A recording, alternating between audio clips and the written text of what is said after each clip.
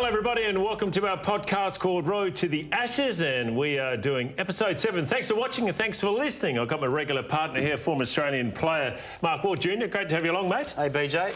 And we have got a very special guest once again all the way from the UK, former England captain and a very fine opening batsman for England, and none other than Michael Atherton. And Athers, great to have you along. Thanks for getting up in the morning. You're over there and you're out and about now, we hear.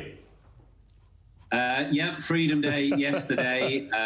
Sadly, rates are rocketing here, but the vaccine programme, very good. So it's a kind of bit of good news and bad news, but beautiful summer's day and great to be joining you. Well, we love a great UK summer, no doubt about it. Now, let's get into the cricket. A couple of weeks away, you're heading into the first test match against India, first week of August. Are you happy with your top 6 at the moment? Because it's been a very big talking point on our podcast for the first 6 episodes, but could you pick your top 6 right now? That is the issue for England. I would say they're stronger in bowling right now, particularly pace bowling. They've got a very strong set of pace bowlers. The top 6 is less settled. They've invested a lot in Burns and Sibley at the top of the order.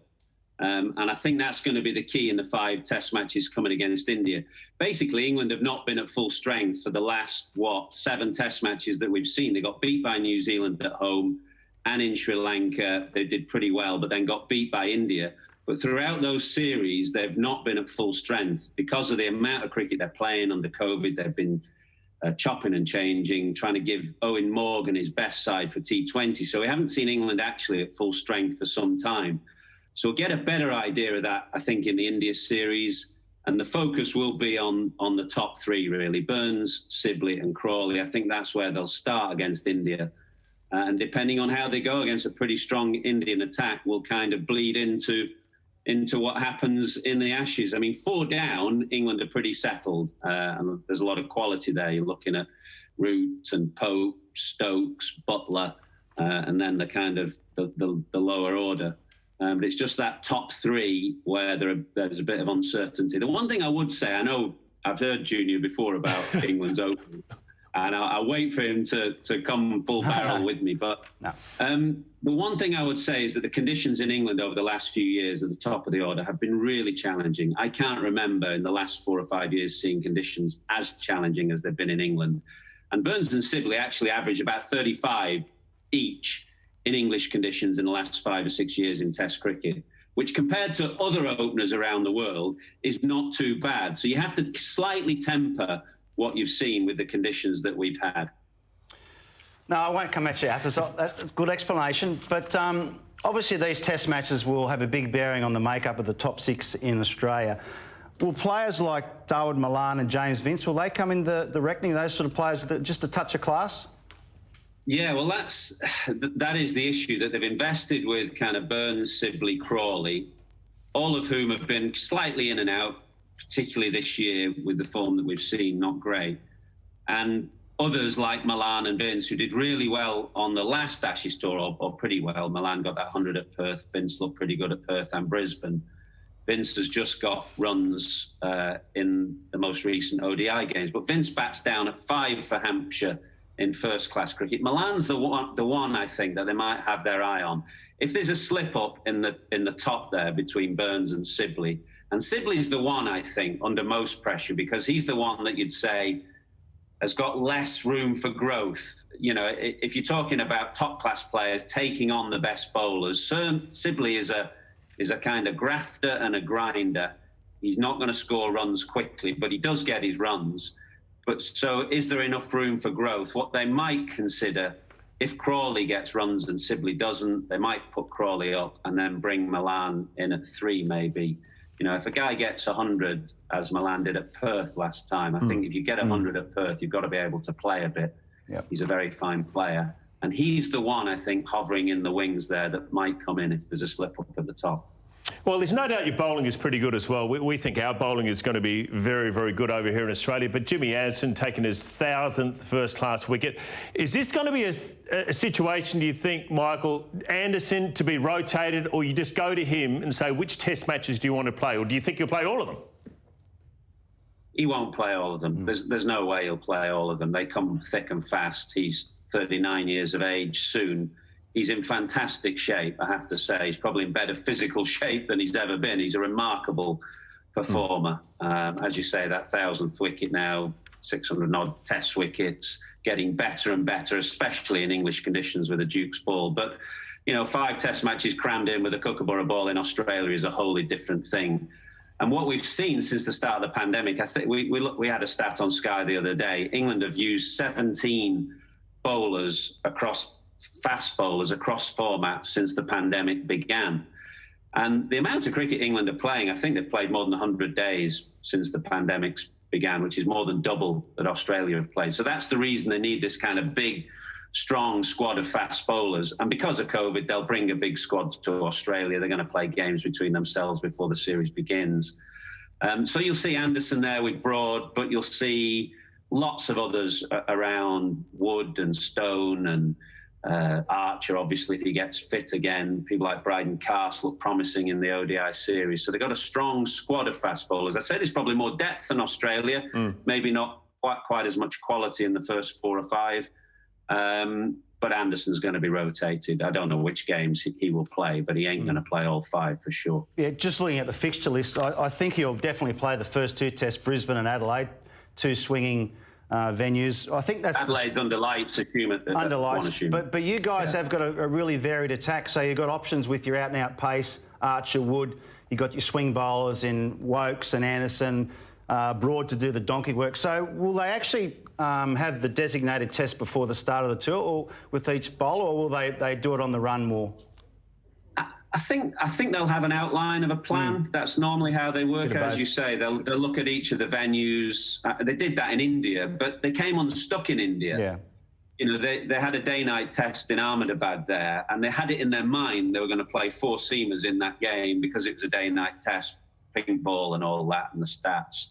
But it was an absolute raging tournament, finished in 2 days. And England had 4 seamers and, looked a bit silly. So I think it's fine having your plan ahead of the series, but you have to be flexible within that. Again, going back to India, England won the first test there.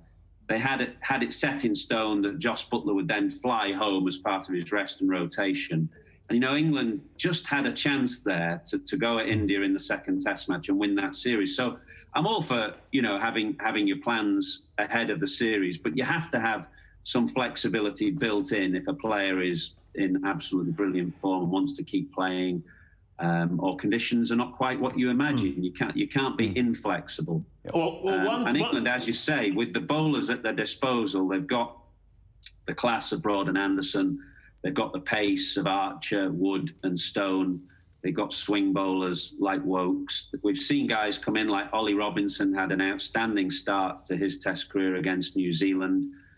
As I said, Brydon Carse looked pretty good in this one-day series. Saqib Mahmood is a young seamer who's really improving at a rate from Lancashire. So they've got plenty of options there. Spin, less so, but England are not going to win the Ashes with spin. Well, I was just going to ask you quickly about that, Michael, because you're going to need a spinner that's going to have to bowl a fair few overs in Australia, and you can't afford an expensive spinner.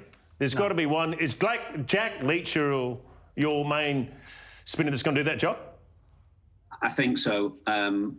He is a steady, as you know, a kind of steady, accurate finger spinner. He's not going to pull up trees in Australia, but he's certainly accurate. He's got a strong temperament, and he'll do that kind of job you're talking about. The other lad who might get a go in the squad is Matt Parkinson, who is a leg spinner. Adil Rashid's not going to play. He only plays white ball cricket. Adil Rashid would be the best wrist spinner that England have, but he won't play red ball cricket.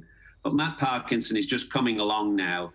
He's a slowish kind of wrist spinner, but he's quite accurate. Has had a lot of success in one-day cricket and is improving. So he might get a gig as your kind of wild card spinner. Right?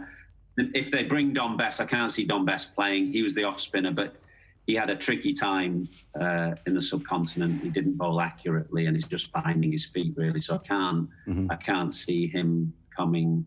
So Leach is going to be the one that they rely on to do that kind of holding job that you're talking about while the faster bowlers rotate. Well, look, Mike, I know I've talked to you about your top 6, but I also think there's a little bit of an issue with our top 6. Yeah. I mean, I think Warner needs a partner, and we probably need, you know, a number 5 mark. So do we have a concern? Well, I think there's a bit of a question mark on those two spots. The opener with Warner, and Warner needs to play well this summer as well. He's been a bit out of touch of recent times, so there's a bit of pressure on David Warner. It really revolves around Gillespie, if he's fit or not. You know, he's going to be a vital player for Australia. He's got this shoulder injury. There's whispers around that he might not be fit for the start of the season, which seems way off the mark. You know, he's had so long, but hopefully he's fit. If he's not fit, then you know you go back to guys like Marcus Harris, Cameron Bancroft, Matt Renshaw. They're the guys who made some runs in Shield cricket, so you're going to have to go back to them. I think the number 5 spot, I'd be happy enough with Travis Head in there. He's got a decent record. He averages 40, so I think he will probably be the starting number 5. I think there's a real concern if Warner doesn't get runs in the first 2 Test matches. I mean, real concern, yeah. Yeah, Michael Atherton. I mean, in my opinion, I think it's career-defining for Dave Warner. If he misses out in the first 2 Test matches, Broad, Archer, Anderson, I think he could be done and dusted in Australia. Your thoughts? I think it's an absolutely critical point because you've got bankers in Smith and Labuschagne, 2 fantastic players there. And Warner is the other kind of player with the great record. Now, if he has a struggle, and he had an almighty struggle against Broad, obviously, in the last Ashes series, what did he get, 95 runs or something across the Ashes in 2019, and he was unpicked by Broad from round the wicket, and he had a real issue. Clearly, a Kookaburra ball in Australia is a wholly different scenario from a Duke's ball in England, so it's going to be a very different situation, and he is a great player. But he's 34 years of age. You don't get much better after 33, I imagine, or not many people get much better after 33. So there'll be a bit of pressure on him in those opening 2 games. And if England can get him out cheaply and just open the door to some of those doubts that you're talking about, it leaves Australia's batting, very heavily reliant on Smith and Labuschagne, who are 2 fantastic players, but they need more than 2. Who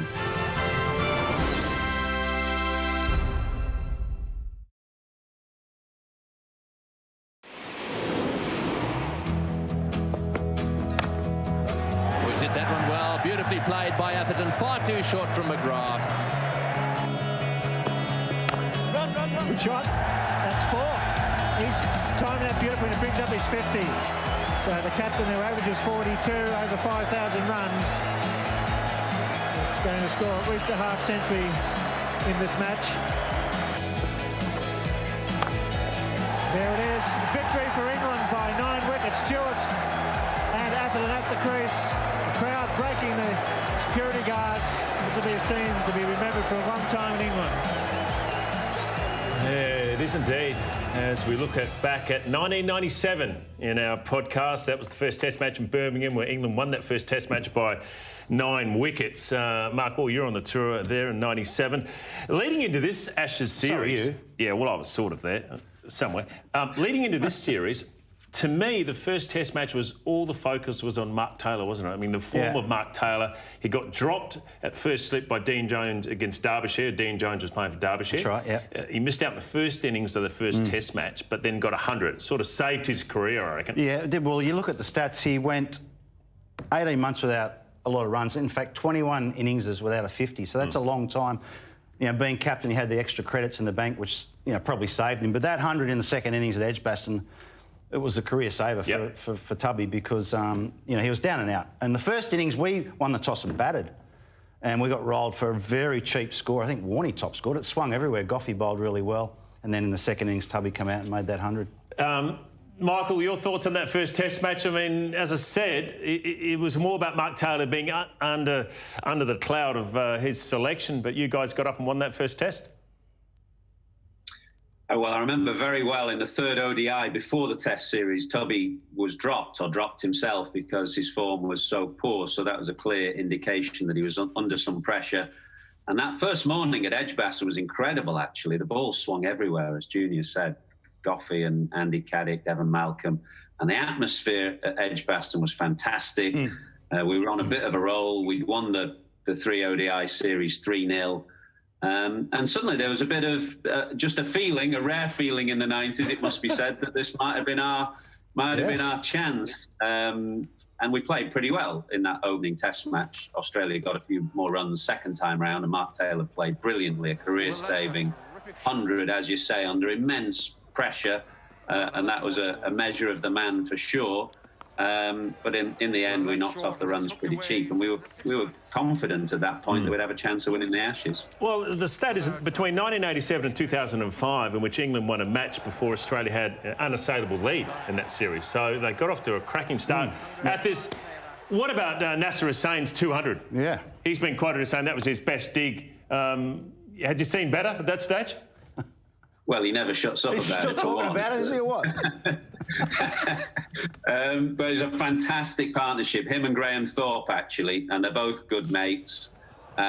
He played beautifully, didn't he, for his double 100? I mean, that was his career-defining batting performance for sure. Forget about the captaincy later on, but I don't think he ever played better again as an England player than in that innings. It was a fantastic knock, and that partnership between him and Graham Thorpe really put us in a very strong position. You got off to a fly. You won the first Test match. You go to Lords. There was a bit of rain around Mark Waugh. Yeah. I mean, Glenn Mcgrath bowled superbly well, picked up wickets in the six in that Test match, got 8 for 38. Yeah, he did. But really, the rain saved England. Well, it rained for about a day and a half at least, if I remember correctly. Yeah, the rain saved England. They bowled out for 77. And Pigeon Mcgrath, 8 for 38. Athers, you must have had nightmares facing Glenn Mcgrath. What was so hard about facing him? Did you have to bring it up so early? Oh, well, get it out the way early. Well, you know, it's interesting because at this point, of course, the nightmares weren't there. I mean, you're looking back historically from lots of Ashes series to come, but we'd seen not that much of Glenn Mcgrath at this point. He played the first test of the 95 series, which was in Australia, and the last test, he got dropped after the first test in Brisbane. So I'd only played him a couple of times before this series began. So I was right at the start of the nightmare, if you want to put it that way. But yeah, no, from 97 onwards and the next few Ashes series, absolutely had my number completely. I found him tough because he was quite sharp actually in those days, wasn't he? If you go back to 95, 97, I know he wasn't at the end, but at that point he was reasonably sharp. And the difficulty for me, I found, was that he got so tight to the stumps, and if I had a kind of weakness, I'd block myself off a little bit with my footwork. So with him coming very tight to the stumps, it usually, you know, kind of opened up little gremlins in the technique. And you had him and Warren together. That's a pretty tough combination. You're getting, I was the type of batsman really who, you know, I didn't take bowlers apart. I kind of trusted my defence, and I'd wait on bad balls and try and, you know, kind of grind it out. But you didn't get many bad balls with those two bowling for an hour. So pressure kind of built and built and built. To a fantastic combination, both of them. So a draw at Lords, you go to Manchester. Your brother Stephen, first batsman in 50 years, scored 2 centuries in the Test match. Well, we won the toss and batted again in very, very sporting conditions. Wasn't I remember a great that. pitch, was it? No, it was in fact, it was actually a bowler series this series. The batsmen didn't really get on top in a lot of the Test matches, but we won the toss and bowled, and Stephen made 200s in that game, which was freakish, really. Athers reckons he was plumb first ball in the first innings. Is that Did right? you think that? You guys have got to find this footage. I'm not one for trawling over bad memories, but there was a moment in this Test match where the series was absolutely poised. As you say, Tubby had taken a huge gamble in batting first in really tricky conditions. And we would have bowled. Obviously, he's got Shane Warne, and that's a different thing. Warne got in his ear, I reckon. Yep. You lost some early wickets, and then Steve came out, and I think the very first ball, Andy Caddick bowled him a low full toss and used to go right back and across his stumps, as you know. I actually remember that. And he hit him on the boot right in front of all three, and George Sharp was the umpire. You can see it's still in my mind. I've never forgotten. He's English umpire. George Sharp was the umpire, and he said not out. He said it was going down. It was absolutely stone dead. In the DRS world, you'd be just bringing up the review straight away. And that was actually a critical moment. I'm not for 1 minute saying we would have gone on to win the Ashes, but it would have made it very interesting because it was a very sporty pitch on that first morning. You had Dean Headley, who debuted. A very good swing and seam bowler coming into that series. Caddick was very, very good as well. But Manchester was a difficult one, wasn't it? I mean, you go to a situation where you lead in the first Test match, draw in the second, then you lose the second Test match. It puts you under the pump as captain, doesn't it? Yeah, that was the critical test of the series. You know, you'll probably talk a bit about Headingley and Trent Bridge to come when the Ashes were won, but Manchester was the key game here because, you know, we were still pretty confident. Australia's top order looked a little bit rocky. We had the conditions to bowl in that morning and could have easily knocked Aussie over for really cheaply, but for that LBW decision. So that really was where the whole thing hinged. I think once we lost at Old Trafford, I'm not saying we went away thinking, you know, that's it, because you never think that as a player. But looking back now, once that game was lost, it was going to, with Australia already holding the Ashes, it was going to be very difficult to come back. Australia are a top-notch team at this point as well. Well, that's right. They turned a bit of form. You go to Headingley, you got Matthew Elliott, who is an outstanding cricketer and probably should have played 100 Test matches until you ended his Test career on that SCG. Gillespie was amazing in that Test match, Junior, and so was Ricky Ponting. Michael Bevan got dropped. Ponting comes in, scores his first 100, a debut 100 against England. And that really set the tone, didn't it? Yeah, once again, sporting bowling conditions in that Test match. I remember Jason Gillespie clearly coming down the hill there at Headingley, bowling so quick. He had such a quick arm action and he stood the seam up, so he used to get that nip off the pitch as well. It was actually a nightmare to field in the slips to when he found the edge, because the ball comes so quickly at you. So, I mean, he bowled beautifully. I remember the number 11 for England, left-arm swing bowler. Athers helped me out. I remember his stumps getting stumps getting cartwheeled about 10 metres back. Remember that?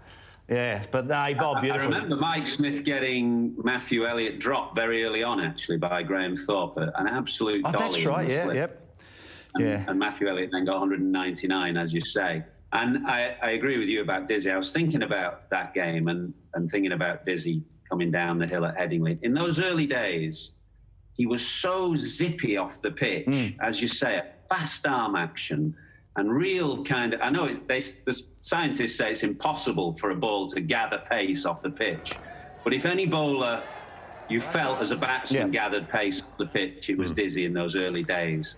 You know, by 2005, when England won that famous series, I think he'd slightly just lost a bit of arm speed and a bit of nip off the pitch, but at this stage, he was a fantastic bowler at the other end from Mcgrath. Yeah, really difficult bowler to face. Beautiful bowling. I mean, it reminded me, probably they were talking about 81 Ashes with Bobby Willis down the hill at Headingley, and downhill at Headingley when you got Jason Gillespie bowling, it's some serious heat. Yeah, exactly. Go to Trent Bridge, Nottingham, and then Australia. Just too good. Won the toss, put a lot of runs on the board there, and really just sealed the deal in the Ashes series. Yeah, that's right. I mean, at that stage, we'd probably got on top in the series for sure. And Trent Bridge was a better batting track from my memory, but the thing I most remember about Trent Bridge is Warney on the balcony after the Test match. I was just going to say that. Yeah. That is my only memory of that game. I don't remember anything about that game other than that ridiculous celebration from Warney on the balcony. Yeah.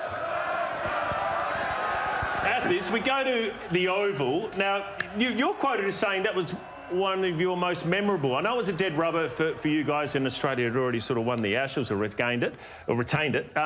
Was that true? One of your most memorable wins there at the Oval? Well, somebody said, what's your favourite Ashes memory? I just don't have many good ones. So I kind of picked out that particular innings. I don't know. I mean, it was an amazing win, really, when you think about it. Australia only needed 120 or something in the last... It was a poor pitch, though, wasn't it, Athers? It was a real dry... It was a poor pitch. Yeah. But an interesting pitch, you know, because the rest of the series had been played under very seamer-friendly conditions. This was a very dry oval pitch. The ball went through the top. Toughers. And Bill Tufnell, you know, had a few bad days against Australia, but had one of his more memorable matches. He got, I think, 7 for in the first innings and 4 in the second. Bowled beautifully under pressure. And it was a good combination, him and Andy Caddick. And it was a very memorable last day. You know, captaining... It's great when you're captaining under that kind of pressure. I mean, the series had gone, but you've only got 130 to defend, maybe.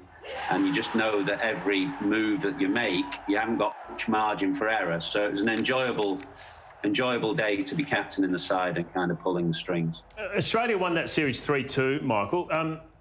What's it like, you know, losing a series as a captain? Do you feel the weight of the nation and the press and everything come down on your shoulders like that? Is it difficult? think you always do in England, especially in the Ashes. And for me, I was 4 years into having had the captaincy at that point. I really should have resigned the captaincy after that Oval Test match. And I was persuaded to kind of do one more tour to the Caribbean, which was a mistake. I had enough, really. 4 years, for most people, is the kind of shelf life of captaincy, England captaincy.